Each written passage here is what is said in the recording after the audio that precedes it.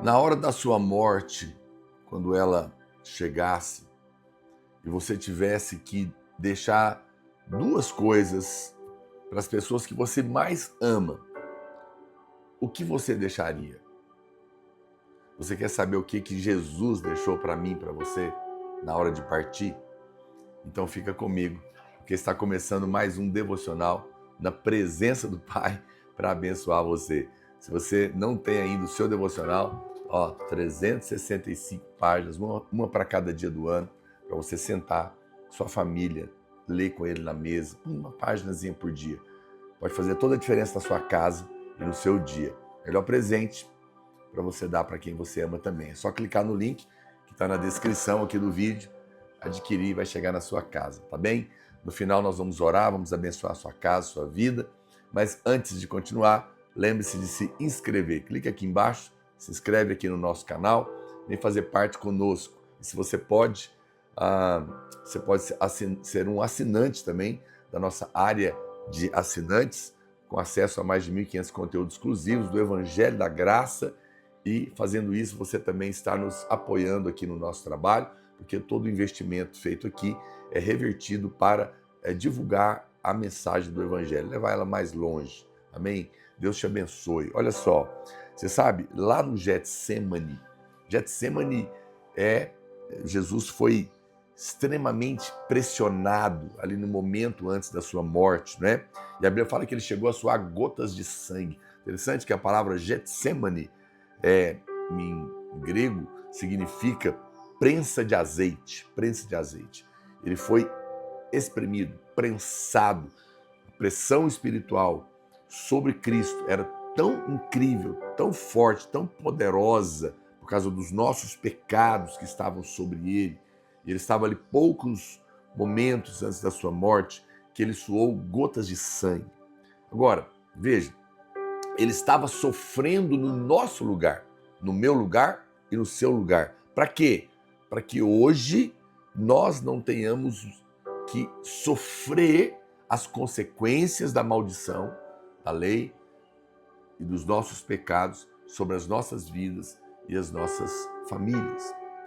Na noite em que ele foi traído, algumas horas antes da crucificação, ele suou sangue.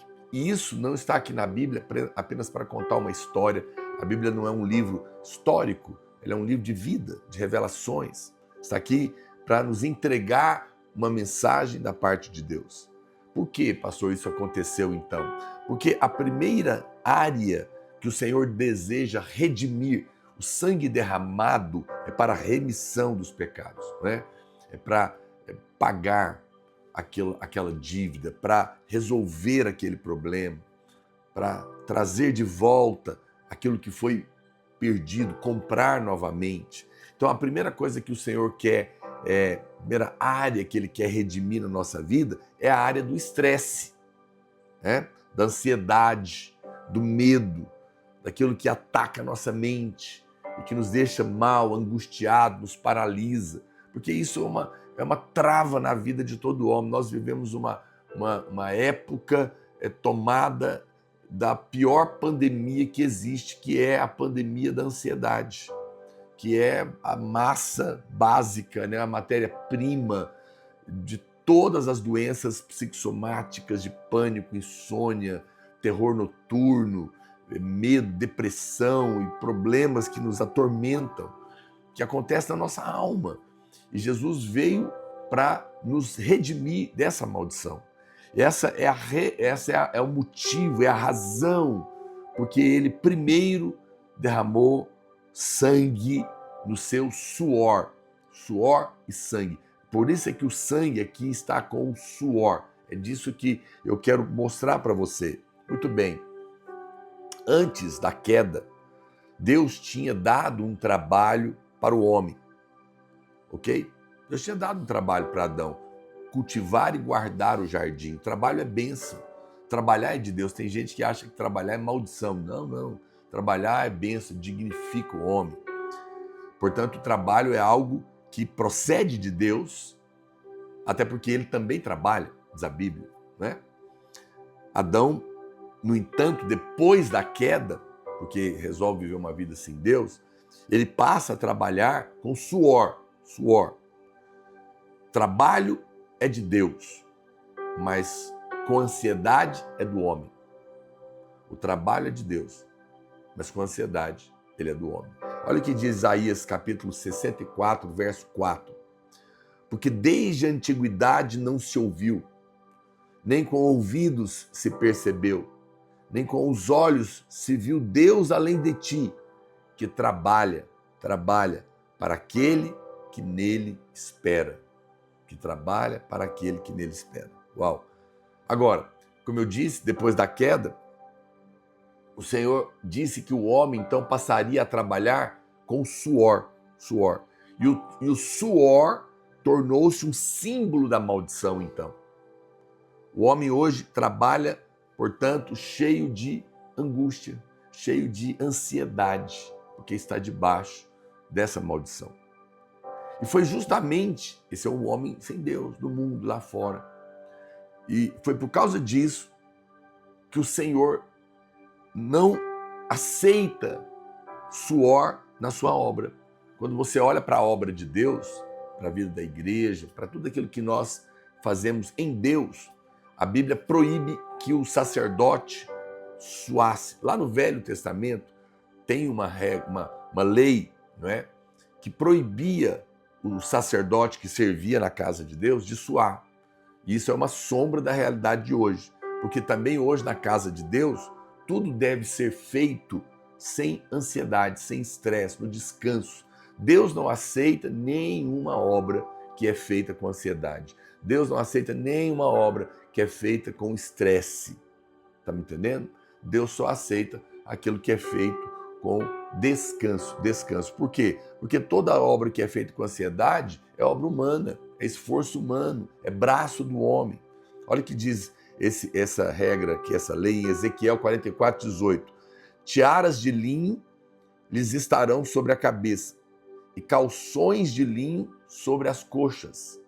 Não se cingirão a ponto de lhes vir suor. Que coisa, hein? Que coisa impressionante. Não podia ter isso, porque isso era um símbolo da maldição. Muito bem. Respondendo aqui agora para você, a minha pergunta inicial, o Senhor sabia, ali no Getsemane, que dentro de algumas horas ele iria morrer. E por isso ele prometeu duas coisas. A primeira coisa que ele prometeu era outro consolador, e que nos ensinaria todas as coisas. O Espírito Santo, ele não somente nos ensinaria as verdades doutrinárias da palavra de Deus, mas nos ensinaria também como ser bons pais, bons cônjuges, como prosperar, como lidar com problemas e todas as coisas mais que nós precisamos. Vamos ler isso aqui em João, capítulo 14, verso 26. A Bíblia diz: mas o Consolador, o Espírito Santo, a quem o Pai enviará em meu nome, esse vos ensinará todas as coisas e vos fará lembrar de tudo o que vos tenho dito. Deixo-vos a paz. A minha paz vos dou. Não vou lá dou como a dá o mundo. Não se turbe o vosso coração, nem se atemorize. Então a primeira grande bênção que o Senhor na sua partida nos deu foi o Espírito Santo, para nos ajudar em tudo que nós precisamos. Se você invocar o Espírito Santo, você nascer de novo, se você crê que Jesus é o Salvador, que você é um pecador e precisa dele, você nasce de novo. Nesse momento, você recebe o maior de todos os presentes, de todas as heranças que você pode receber na sua vida, além da salvação. Não é claro que é a primeira, mas depois dela, você tem o Espírito Santo para te ajudar. Ele é Deus e ele está aí para te ajudar em tudo. Então isso já remove toda a ansiedade do seu coração. Mas a segunda coisa que ele deixa como herança para nós é a sua paz. A sua paz. Então imagina um homem muito rico, na beira da morte, e deseja dar alguma coisa para os seus filhos amados. Ele certamente daria o seu bem mais precioso. Ele está partindo. Mas foi exatamente isso que o Senhor fez. ele nos deixou a sua paz. A paz que não é como a do mundo, é uma paz que excede a capacidade de entendimento, porque ela é sobrenatural, ela é de dentro para fora, é a paz no meio da guerra, no meio da luta, no meio da dificuldade, ainda assim poder ter paz. A sua paz, ela é um senso de segurança, de prosperidade, de felicidade. Não importa quão grande é o problema, quão severa é a situação, ou quão terrível é o diagnóstico médico, o Senhor deseja que nada disso controle o seu coração. Esse é o desejo do coração dele. Por quê? Porque se o nosso coração permanecer na paz, porque estamos crendo que o Espírito Santo está cuidando de nós, que o Senhor está cuidando de nós, e nós recebemos essa paz sobrenatural, se nós permanecermos nela, nós veremos todos os milagres que nós precisamos na nossa vida. Hoje, eu quero orar por você, para que você ouça a voz do Espírito e seja guiado em tudo que você precisa, mas para que essa paz que excede todo entendimento tome também o seu coração, de uma maneira tão incrível, que nada mais do lado de fora te perturbe, porque você estará convicto de que aquele que não negou o seu próprio filho, antes por todos nós o entregou, não negará coisa alguma para nós gratuitamente, porque é o nosso Pai. Não porque você merece, não porque você é bom, não porque você não erra, não porque você é perfeito, porque ninguém é, mas só porque nós somos filhos amados. Alguém disse, como eu disse outro dia, erradamente, um pastor famoso afirmou isso, que a graça de Deus na nossa vida, o seu favor imerecido, está condicionado à nossa lealdade. Mentira. Se isso fosse verdade, ninguém poderia receber a graça de Deus. A graça de Deus e o favor de Deus na nossa vida está relacionado à lealdade de Cristo, que é perfeito. Porque nós estamos nele, nós podemos receber sem merecer. Amém? Eu vou orar por você. Coloca aqui os seus pedidos de oração.